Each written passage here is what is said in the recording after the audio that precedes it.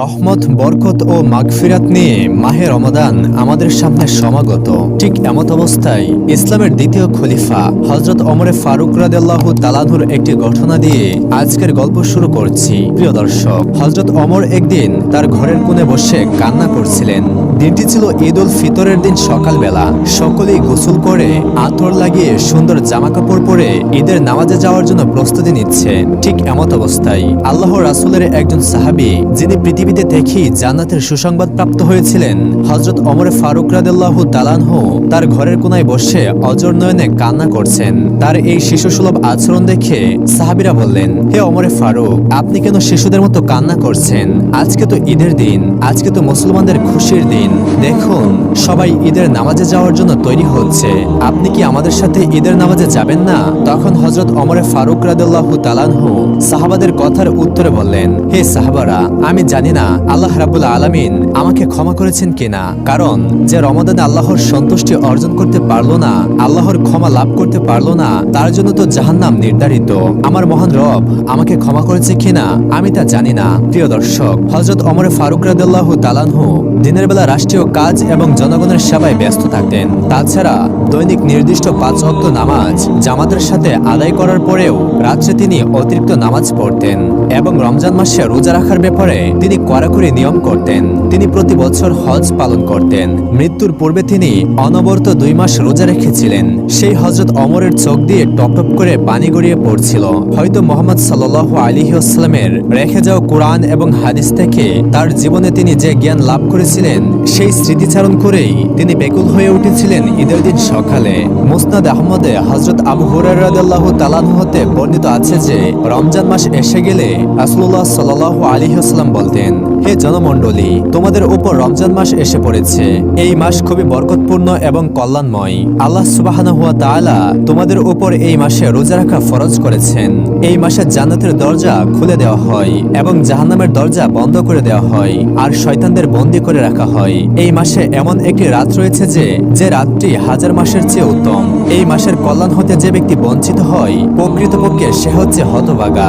হযরত আবু হুরায়রা রাদিয়াল্লাহু তাআলা হতে বর্ণিত আছে যে রাসূলুল্লাহ সাল্লাল্লাহু আলাইহি ওয়াসাল্লাম বলেছেন, যে ব্যক্তি ঈমানের সাথে ও সওয়াবের নিয়তে কদরের রাত ইবাদত করে, তার পূর্বপর সমস্ত গুনাহ আল্লাহ মাফ করে দেন। মাহে রমাদানের কঠোর সাধনার পরে ঈদের দিনের একটি কাহিনী। ঈদের দিন সকালে কিছু ছোট ছেলেমেয়েরা হযরত হাসান এবং হুসাইন রাদিয়াল্লাহু তাআলাকে বলতে লাগলো, আজকে তো ঈদের দিন, আমরা সবাই দেখো নতুন জামা পরেছি, তোমাদের নতুন জামা কোথায়? তোমরা তো দেখছি এখনো আগের পুরাতন সেই জামাই পরে আছো, তোমাদেরকে কি নতুন জামা কাপড় কিনে দেয়নি? ছোট শিশুদের কথা শুনে হযরত হাসান এবং হুসাইন এক দৌড় দিয়ে তাদের ঘরের ভিতরে ঢুকে গেল এবং তাদের আম্মাজান হযরত ফাতেমা রাদিয়াল্লাহু তাআলাকে খুঁজতে লাগলো। তারা বলতে লাগলো, আম্মাজান, বাইরে সবাই দাঁড়িয়ে আছে, আমাদের বন্ধুদের সঙ্গে ঈদের নামাজে যাব, আমাদের নতুন জামা কাপড় কোথায়? আমাদেরকে এখনই আমাদের নতুন জামা কাপড় পরিয়ে দিন। হযরত ফাতেমা রাদিয়াল্লাহু তাআলা শিশুদের কথা শুনে অত্যন্ত চিন্তিত হয়ে গেলেন। ছোট শিশু হযরত হাসান এবং হুসাইন রাদিয়াল্লাহু তাআলার মুখে বারবার একই কথা শুনে হযরত ফাতেমা রাদিয়াল্লাহু তাআলা তাদেরকে সান্ত্বনা দিয়ে বললেন, হে আমার সোনামণিরা, তোমরা তো এখনো গোসল করোনি, তোমাদের জামা কাপড় দর্জির দোকানে রয়েছে। জামা কাপড় তৈরি হলেই তোমাদেরকে আমি নতুন জামা পরিয়ে দিয়ে ঈদের নামাজের জন্য প্রস্তুত করে দিব। তোমরা এখন গিয়ে গোসল করে এসো। মায়ের মুখে এই কথা শুনে 2 ভাই খুশিতে নাচতে নাচতে গোসল করতে চলে গেল। এদিকে মা ফাতেমা চিন্তিত হয়ে গেলেন এবং কান্না শুরু করে দিলেন। তিনি সমস্ত কাজকর্ম ফেলে দিয়ে জায়নামাজ বিছিয়ে নামাজে বসে গেলেন। নামাজ শেষে তিনি পরম আন্তরিকতায় মোনাজাতে আল্লাহর দরবারে কেঁদে কেঁদে বলতে লাগলেন, হে রাব্বুল আলামিন, হে আমার রব, আমি আমার সন্তানদেরকে মিথ্যা সান্ত্বনা দিয়েছি। আমি আমার সোনামণিদেরকে বলেছি তারা গোসল করে আসলেই তাদেরকে নতুন জামা কাপড় পরিয়ে দেব, কিন্তু হে আমার রব, তারা যদি গোসল করে এসে নতুন জামা কাপড় না পায়, তখন আমি তাদেরকে কি জবাব দিব? মা হয়ে আমি ছোট শিশুদের সামনে মৃত্যুক প্রমাণিত হব। হে আল্লাহ, এই বিপদ থেকে আমাকে কে রক্ষা করবে? হে আল্লাহ, আমি আমার আদরের দোলাদের কাছে কি বলবো? হযরত ফাতেমা রাদিয়াল্লাহু তাআলা এই কথা বলে সেজদায় পড়ে আল্লাহর কাছে কান্না করতে লাগলেন আর বলতে লাগলেন, হে আল্লাহ, তুমি বলে দাও এখন আমি কি করব? হযরত ফাতেমা রাদিয়াল্লাহু তাআলা এসব বলে যখন আল্লাহর কাছে ফরিয়াদ করছিলেন, এমন সময় তিনি দেখতে পেলেন হযরত হাসান এবং হুসাইন রাদিয়াল্লাহু তাআলা নতুন জামা কাপড় নিয়ে ঘরে ঢুকছে।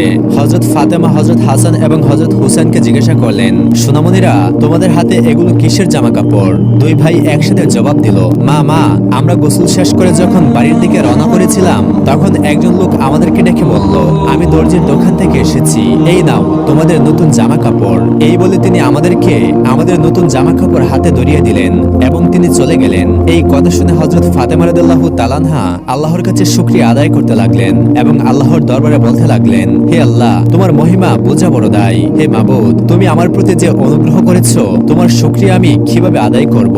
তিনি প্রথমে ভেবেছিলেন হয়তো হযরত আলী কাউকে দিয়ে জামা কাপড় পাঠিয়েছেন, কিন্তু কিছুক্ষণ পরে যখন হযরত আলী দরজায় কড়া নাড়লেন এবং ঘরের ভিতরে প্রবেশ করলেন তখন তার দুই সন্তান হযরত হাসান এবং হযরত হুসেনের গায়ে সুন্দর নতুন জামা দেখে তিনি অবাক হয়ে গেলেন এবং জিজ্ঞাসা করলেন, তোমরা এত সুন্দর জামা কাপড় কোথায় পেয়েছো? আমি তো তোমাদেরকে জামা কাপড় কিনে দেইনি, তোমাদের মাকে কিনে দিয়েছেন, কিন্তু তোমাদের মাই বা এই জামা কাপড় কেনার অর্থ কোথায় পেলেন? তখন হযরত ফাতেমা রাদিয়াল্লাহু তাআলা আনহা হযরত আলী রাদিয়াল্লাহু তাআলা আনহুর কাছে সবকিছু বর্ণনা করলেন। অতঃপর হযরত আলী এবং হযরত ফাতেমার বুঝতে বাকি রইল না যে নিশ্চয়ই তিনি আল্লাহর কোনো ফেরেশতা ছিলেন যিনি নবীকন্যা হযরত ফাতেমার দোয়া কবুল করেছেন এবং আকাশ থেকে ফেরেশতাদের মাধ্যমে ঈদের জামা কাপড় পাঠিয়েছেন। সুবহানাল্লাহ। একদা হযরত হাসান এবং হযরত হুসেন রাদিয়াল্লাহু তাআলা আনহু খুব অসুস্থ ছিলেন, কিছুতেই তাদের অসুস্থতা ভালো হচ্ছিল না। তখন হযরত আলী এবং হযরত ফাতেমা রাদিয়াল্লাহু তাআলা আনহা মানত করলেন, হযরত হাসান এবং হযরত হুসেন যদি সুস্থ হয়ে যায় তাহলে আল্লাহর শুকরিয়া আদায় বাবদ তারা 3টি নফল রোজা পালন করবেন। এভাবে দিন যেতে লাগলো। এক পর্যায়ে হযরত হাসান এবং হযরত হুসাইন সুস্থ হয়ে উঠল। অতঃপর হযরত আলী এবং হযরত ফাতেমা নিয়ত পূর্ণ করার জন্য রোজা রাখা শুরু করলেন। তারা 3টি রোজা রাখার জন্য নিয়ত করেছিলেন, কিন্তু রোজা পালন করার মতো সেহরি খাওয়ার জন্য তাদের ঘরে কোনো কিছু ছিল না। ফলে তারা সেহরি করার জন্য কোনো কিছু না পেয়ে শুধুমাত্র পানি খেয়ে রোজার নিয়ত করে ফেললেন। হযরত আলী আল্লাহর দেওয়া রিজিক অন্বেষণে হাড়ভাঙা পরিশ্রম করে কিছু জব নিয়ে আসলেন। সেই জবগুলো জাদাতে পিষে হযরত ফাতেমা রাদিয়াল্লাহু তাআলা আনহা রুটি বানাতে শুরু করলেন। সেই রুটি নিয়ে যখন তারা ইফতারি করতে বসলেন ঠিক ওই সময়ে একজন দরিদ্র ব্যক্তি তাদের ঘরে এসে বলল, হে আলী, হে ফাতেমা, আমি তো সারাদিন কোনো কিছুই খাইনি, আমি ক্ষুধার জ্বালায় মরে যাব, আমাকে কি তোমরা কিছু খেতে দিতে পারবে? তখন হযরত আলী এবং হযরত ফাতেমা রাদিয়াল্লাহু তাআলা আনহা ওই দরিদ্র ব্যক্তির প্রতি খুব মায়া হলো। যদিও বা তারা নিজেরাও ক্ষুধার্ত ছিল, তারপরেও তাদের ইফতারের জন্য রাখা রুটিগুলো সেই দরিদ্র ব্যক্তিটিকে দিয়ে দিল। সেই দরিদ্র ব্যক্তিটি পেট ভরে সেই রুটি আহার করলো এবং তাদের জন্য দোয়া করে খুশি মনে সেখান থেকে চলে গেল। ওই দিন ইফতারি করা হয়নি হযরত ফাতেমা এবং হযরত আলীর। তারা আল্লাহর রাস্তায় ধৈর্য ধারণ করেছিল, তাই তারা সেহরির মতো ইফতারিতেও পানি দিয়ে ইফতারি শেষ করে নিল। অতঃপর তাদের নিয়ত অনুযায়ী দ্বিতীয় দিন পুনরায় রোজা রাখা শুরু করলেন, কিন্তু ওই দিনও তাদের সেহরি করার মতো ঘরে কিছুই ছিল না। তারা আবার আল্লাহর নাম নিয়ে পানি খেয়ে রোজার নিয়ত করে ফেললেন। রোজা রেখে হযরত ফাতেমা সাংসারিক কাজে সারাদিন কঠোর পরিশ্রম করলেন এবং হযরত আলী কঠোর পরিশ্রম করে পুনরায় কিছু রুটি বানানোর জন্য জব নিয়ে আসলেন। সেই জব হযরত ফাতেমা পুনরায় জাতাতে পিষে রুটি তৈরি করলেন ইফতার করার জন্য। যখনই হযরত ফাতেমা এবং হযরত আলী রাদিয়াল্লাহু তাআলা আনহু ইফতার করতে বসবেন ঠিক ওই সময় একজন এতিম বালক এসে বলল, আমি সারাদিন কিছুই খাইনি, আমি অনেক ক্ষুধার্ত, আমাকে কি আপনারা কোনো কিছু খেতে দিতে পারবেন? ফলে হযরত আলী রাদিয়াল্লাহু তাআলা আনহু এবং হযরত ফাতেমা রাদিয়াল্লাহু তাআলা আনহা সেদিনও তাদের ইফতারের জন্য বানানো রুটিগুলো ওই এতিমকে দিয়ে দিলেন এবং তারা পুনরায় পানি খেয়ে ইফতারি করলেন। এবার তৃতীয় দিনের পালা। তারা আবার খাদ্যের অভাবে শুধুমাত্র পানি খেয়ে সেহরি করলেন এবং আল্লাহর নাম নিয়ে রোজার নিয়ত করলেন। আবারও রোজা অবস্থায় সারাদিন কাজ করে কঠোর পরিশ্রম করে কিছু জব নিয়ে আসলেন হযরত আলী। হযরত ফাতেমাকে সে জব দিয়ে বললেন, যাও ফাতেমা, তুমি এই জব পিষে রুটি বানাও, আজকে আমরা রুটি দিয়ে ইফতার করব। অতঃপর তারা যখন রুটি নিয়ে আবার ইফতার করতে বসলেন ঠিক ওই সময়ে একজন যুদ্ধবন্দী এসে বললেন, হে বিশ্বনবীর বংশধর, আমি আজ 3 দিন যাবৎ কোনো কিছুই খাইনি, আমি ক্ষুধার জ্বালায় কাতর হয়ে গিয়েছি, হয়তো ক্ষুধার জ্বালা সহ্য করতে না পেরে মারা যাব, তোমরা কি আমাকে কিছু খেতে দিতে পারো? হযরত আলী এবং হযরত ফাতেমা সেদিনও তাদের ইফতারের জন্য রুটিগুলো সেই যুদ্ধবন্দীকে দিয়ে দিলেন এবং নিজেরা সবর করলেন আর পানি দিয়ে ইফতারি করলেন। মানুষের প্রতি দয়া মায়ার কি উজ্জ্বল উদাহরণ তাদের। চতুর্থ দিন তারা আর কোনো রোজা রাখলেন না। সেদিন বিশ্বনবী হযরত মুহাম্মদ সাল্লাল্লাহু আলাইহি ওয়াসাল্লাম হযরত ফাতেমার বাড়িতে তাশরিফ নিয়ে আসলেন।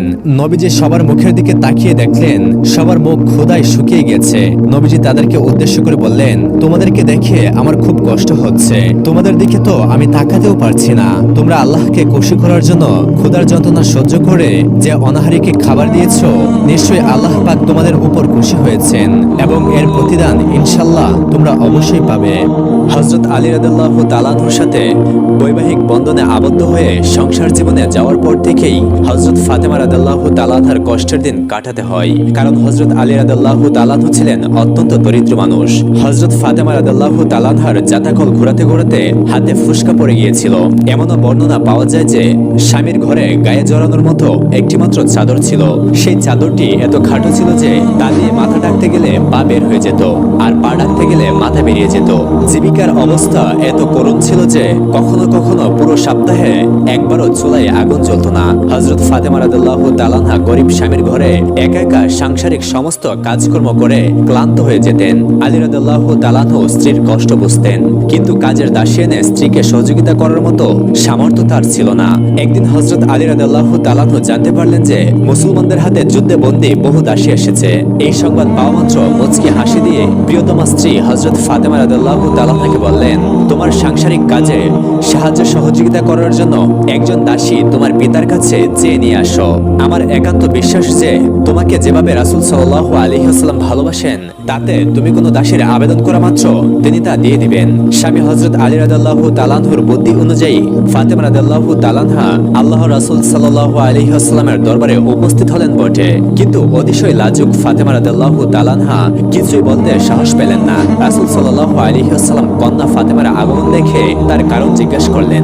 তখন ফাতেমা রাদিয়াল্লাহু তাআলা আনহা জবাবে বললেন, আপনাকে সালাম দিতে উপস্থিত হয়েছে আব্বাজান। অতঃপর দাসী না নিয়ে ফাতেমা রাদিয়াল্লাহু তাআলা আনহা স্বামীর গৃহে পৌঁছার সাথে সাথে হযরত আলী রাদিয়াল্লাহু তাআলা আনহুর বুঝতে আর বাকি রইল না যে ফাতেমা রাদিয়াল্লাহু তাআলা আনহা লজ্জার কারণে প্রিয় রাসূল সাল্লাল্লাহু আলাইহি ওয়াসাল্লামের দরবারে গিয়ে আসল সংবাদ গোপন রেখেছিলেন। তখন হযরত আলী রাদিয়াল্লাহু তাআলা আনহু নিজেই ফাতেমা রাদিয়াল্লাহু তাআলা আনহাকে নিয়ে আল্লাহর রাসূল সাল্লাল্লাহু আলাইহি ওয়াসাল্লামের কাছে আগমন করলেন এবং বললেন, হে আল্লাহর রাসূল সাল্লাল্লাহু আলাইহি ওয়াসাল্লাম, আপনার আদরের কন্যা ফাতেমা লজ্জার কারণে তার আসল কথা গোপন রেখেছিল।